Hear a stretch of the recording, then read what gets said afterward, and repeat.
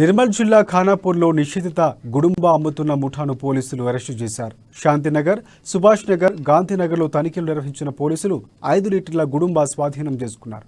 ఈ తనిఖీలో సుభాష్ నగర్కు చెందిన గీస సత్యవ నిషేధిత గుడుంబా అమ్ముతున్నట్లుగా ఎక్సైజ్ ఎస్ఐ రాయభారపు రవికుమార్ తెలిపారు.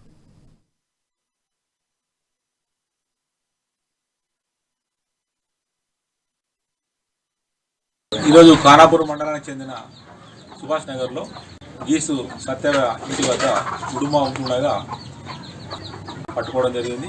ఆయన వద్ద సుమారు 5 లీటర్ల నిషేధిత గుడుంబా స్వాధీనం చేసుకోవడం జరిగింది. ఈమెపై కేసు నమోదు చేసి దర్యాప్తు చేస్తున్నాము. ఈ తనిఖీల్లో నిర్మల్ స్టేషన్ ఎక్సైఎస్ఏ రాయబారు రవికుమార్ మరియు సిబ్బంది ముత్యం, సాయి, రాజశేఖర్, ఇర్ఫాన్, కల్పన పాల్గొన్నారు. ఈరోజు ఖానాపూర్ మండలానికి చెందిన సుభాష్ నగర్లో గీసు సత్యవ ఇంటి వద్ద గుడుంబా అమ్ముతుండగా పట్టుకోవడం జరిగింది.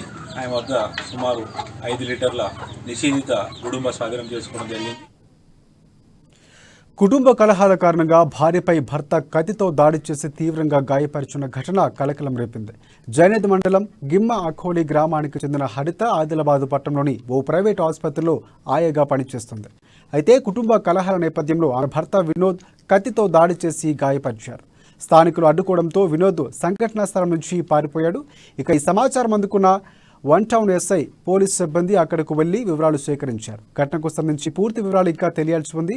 బాధితురాలి మెరుగైన వైద్యం కోసం రిమ్స్కు తరలించారు. జనని హాస్పిటల్లో ఎవరో అమ్మాయిని గొంతు కోసింది అనేసి తెలిసింది మాకు. వెంటనే వచ్చి మాకు చూసుకునేసరికి ఆ అమ్మాయికి ఇక్కడ కట్టయింది మేడం. వెంటనే తరలించింది. మేము వెళ్ళి ఇన్వెస్టిగేషన్ చేస్తాం, కేసు నమోదు చేస్తాం. ఇంతకుముందు ఉమెన్ కేసులో అయినట్టు తెలిసింది. మరి ఉమెన్ కేసులో ఉందో లేదో తెలియదు మాకు. మేము కనుక్కొని వివరాలు చెప్తాం. ఆటోలు వచ్చిండు పిలిచి రాగానే ఏం చేసిన అంటే బొనిక పట్టింది.